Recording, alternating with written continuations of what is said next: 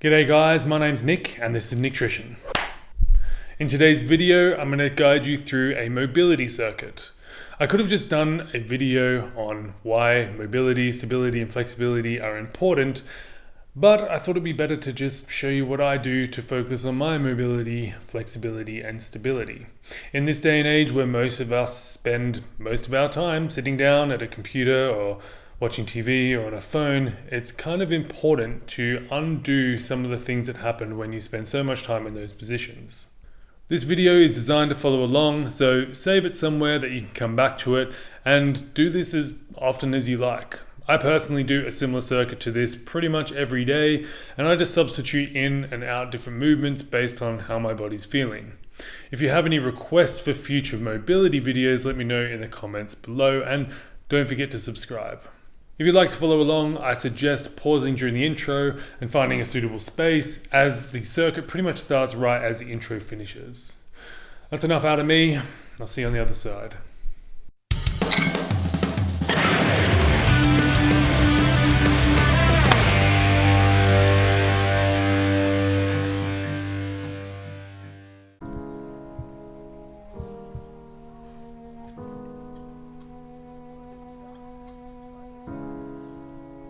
Alrighty guys, this position here is known as the butterfly position.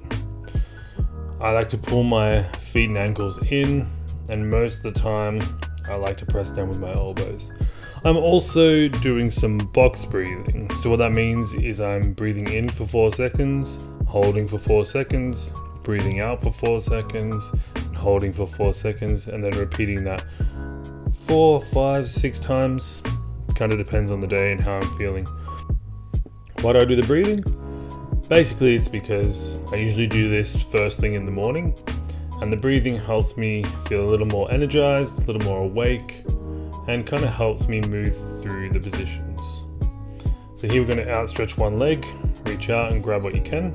If you can't grab your toe, grab your ankle, knee, shin, whatever, as long as you're helping yourself pull a little bit into that position. So rather than stretch the other leg, we're just going to keep this one going. So we're going to fold the lower leg underneath us, going to full plantar flexion and leaning back on our hands. If you're not feeling a stretch in your quad or hip flexor, feel free to go down to your elbows. You want to intensify the stretch even more, feel free to lay down on your shoulders. Ideally, your knee and shoulders would remain on the floor. I don't quite have the mobility for that yet.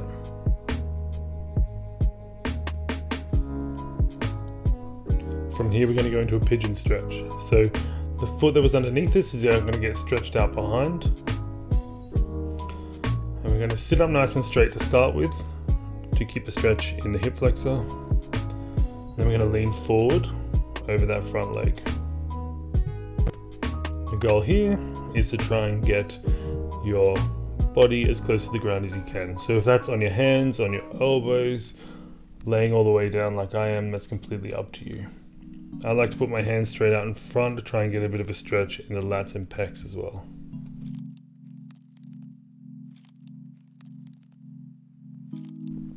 From here we're going to come back to that home position, so the butterfly stretch we started in. Once I'm in this position, I like to go through another round of box breathing.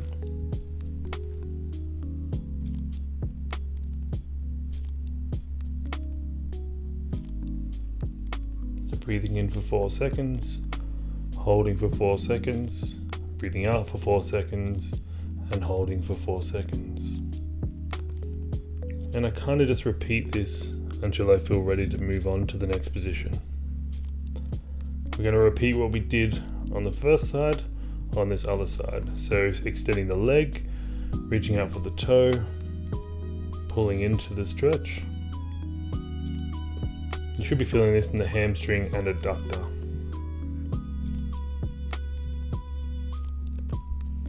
Now again from here, we're going to bring the outstretched leg, bend the lower leg underneath us, going to full plantar flexion.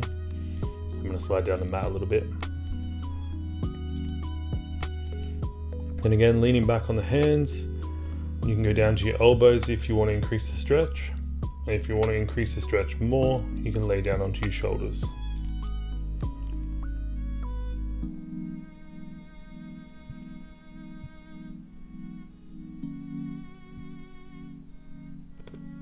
Now for the hardest part of this stretch, getting up. And we're going to stretch that same leg we had underneath this. We're going to stretch it out behind us and go into a pigeon stretch, sitting up nice and tall, stretching the hip flexor on the leg behind us, and then we're going to fold over the front leg. Again, you can stay up on your hands, go down to your elbows, go all the way down chest to ground, whatever is most comfortable for you. Remember, we're stretching here, so there could be a little bit of discomfort, but never pain. Excuse the butt crack.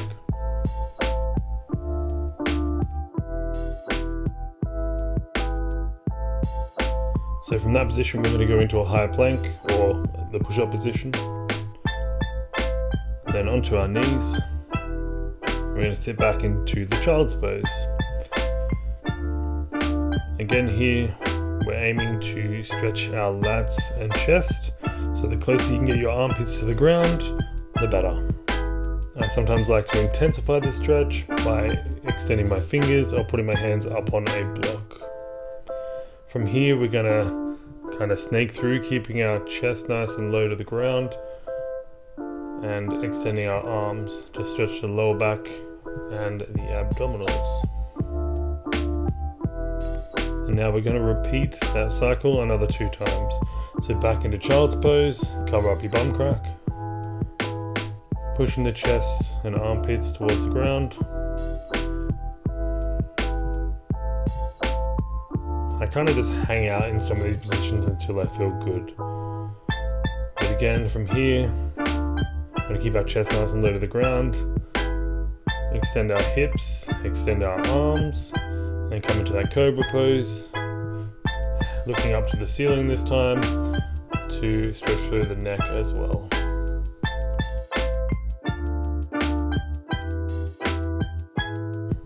So one more time through that cycle, child's pose, transition through to the cobra.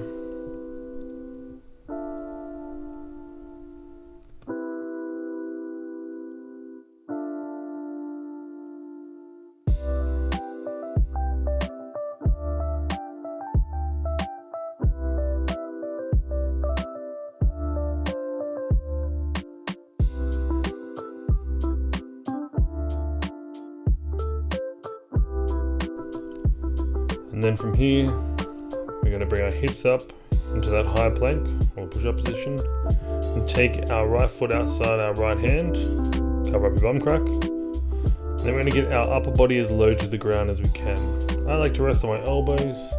You might not be that flexible, or you might be more flexible, so whatever works for you. Try and keep your back knee off the ground, which is what I'm trying to do there. Going back through the high plank or push-up position and swapping sides. Again, nice and low to the ground. Keep that back knee off the ground.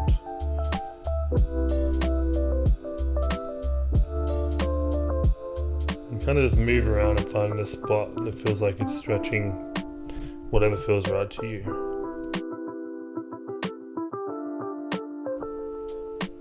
And from here, we're going to go back through that high plank position, right foot back outside the right hand. And this time, instead of going down onto both elbows, we're going to take our right elbow, draw a line down the inside of the shin, as low to the ground as we can get, and then extend the arm and hand overhead, and opening up that T-spine.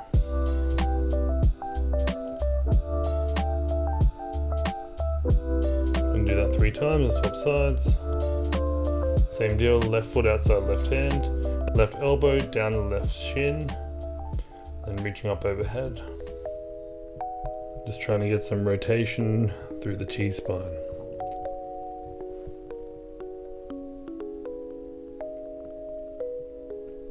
From here, we're going to go back into that high plank, but this time we're going to bring our bum up to the ceiling, trying to drive our armpits into the floor or back towards your feet. Try and keep your knees as straight as possible. Try and keep your heels on the ground. I can't do either of those things apparently. And now returning to that home position. So again today it's the butterfly pose. And you can see this time I'm pushing down a little more with my elbows. I'm going to slide back a little bit. This is just because of the size of my mat. I'm going to open our legs as wide as we can, keeping our knees straight, and then walking my fingertips forward.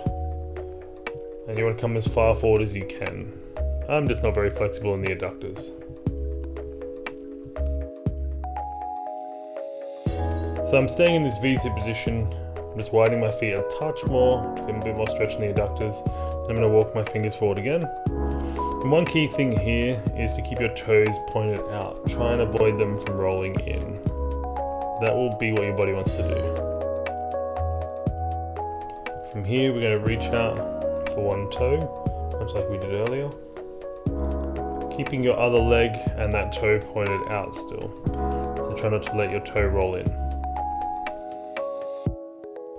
And we're just going to swap sides. So exactly the same, grab wherever you can, pull yourself into the stretch, keep your other toe from rolling in.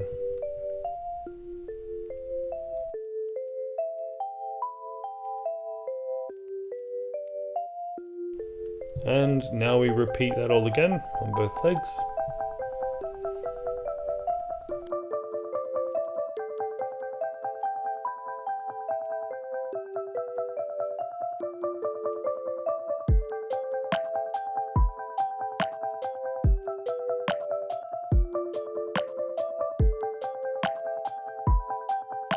So coming back to the middle, pushing the feet out, making sure they're still really wide apart, and then walking the fingers down the middle again to see if we've gained any mobility.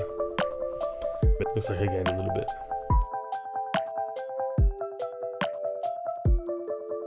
So from here we're going to move to a kneeling position. I like to take my time if I'm making big movements between positions. And in the kneeling position, you can either curl your toes under or go into plantar flexion. So taking one arm out 45 degrees from the body, and trying to make a straight line from the top of your head to your fingertips, and then we're just rotating that arm and pulling the head away from it. This is just to stretch out the traps and the neck. Try and make sure you're rotating the whole arm and not just your forearm.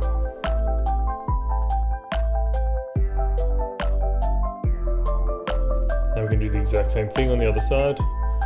Again, about 45 degrees out from the body, straight line from the crown of your head to your fingertips. Make sure you're rotating the whole arm, not just your forearm.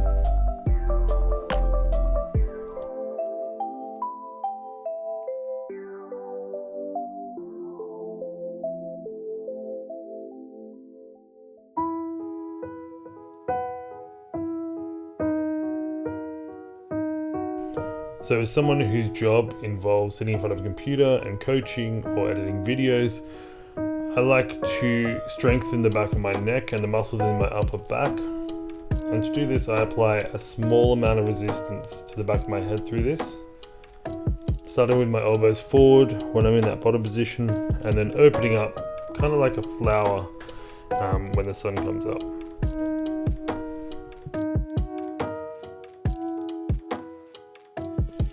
I then like to join my hands behind my back and try and raise my hands up as much as I can, and then look up to the ceiling and really stretch out the chest and activate those upper back muscles. I then repeat this 2 more times. I don't normally change angles, but just because the camera can't see what my hands are doing behind me and what it looks like from the side, I'm just changing angles here. So again, there's only a small amount of pressure from my hands on the back of my head. It's just enough so I'm applying some resistance to the muscles in the back of the neck and the upper back. And then again, linking the hands behind the back and trying to raise them up while also looking up at the ceiling. So you should feel this in your upper back and in your chest.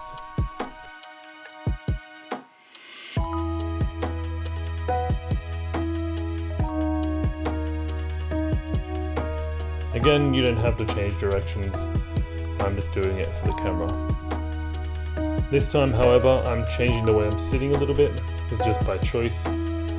So I don't know if you can notice, but I'm now no longer sitting on my feet, I'm sitting between my feet, This puts a lot of pressure on the fascia in the front of the lower leg, and actually quite a lot of pressure on the knees. I like that feeling, some people don't, but feel free to give it a go if you like. Some people can easily sit on the ground between their feet, and some people can't even get below their heels.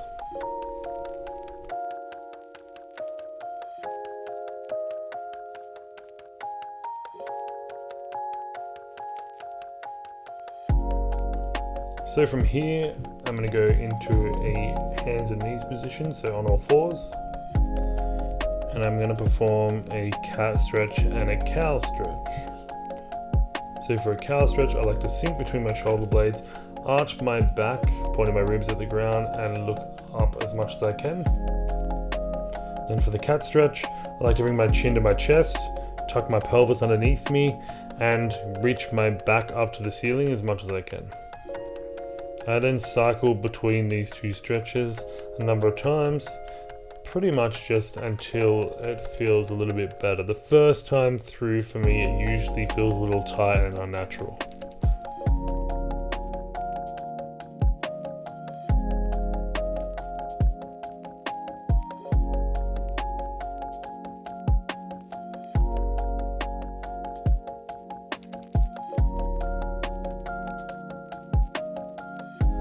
And once you're ready to move on, make sure you come back to a neutral spine and neutral pelvis position. From here, I'm going to go into what's known as a bird dog. So raising your opposite leg and hand off the ground and trying to get your hand and foot as high as you can without bending your elbow or knee. And then swapping sides, so doing the same thing. This is great for warming up and activating your core, something that not enough people do. And that's why people hurt their back doing mundane things like picking up the shopping or lifting up the toilet seat.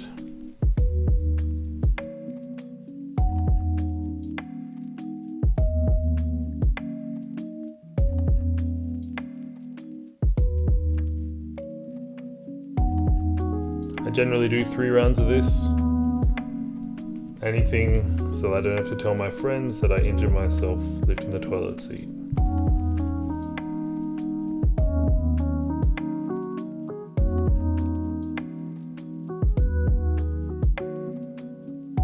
I'm then going to go into a side plank, and for this video I just do 1 on each side, but I'll probably do anywhere between 1 and 3 on each side on most days. The key thing is to have a straight line from the crown of your head to the soles of your feet. Most people will tend to sag in the hips and the bottom area. Nobody likes a saggy bottom.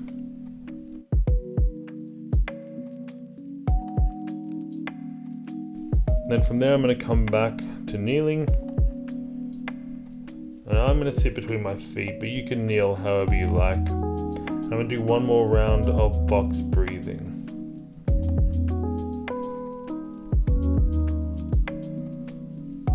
So if you are sitting between your feet, try and relax as much as you can. You don't want to be resisting this position the whole time,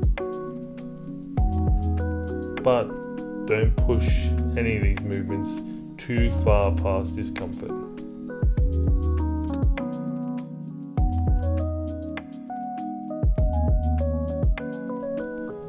And that, my friends, is the end of the mobility circuit. As I said earlier, I do variations of these all the time, so if you like this or want any others, please let me know. Well, I hope you enjoyed the video. If you have any questions or suggestions for future videos, please let me know in the comments below.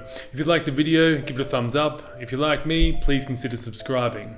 Until next time, I've been Nick, this has been Nicktrition, and I'll see you in the next video.